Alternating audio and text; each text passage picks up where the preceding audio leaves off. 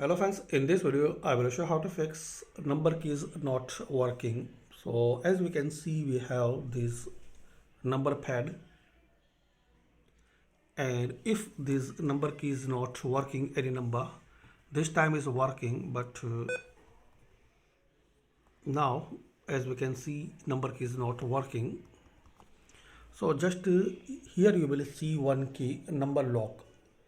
So guys, it's number lock. So when you press this one, so number key will not work.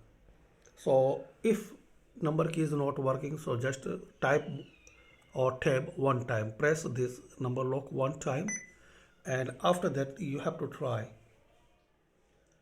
So this is the basic way, guys. You can turn on and turn off, you can lock and unlock number keys in your Windows system.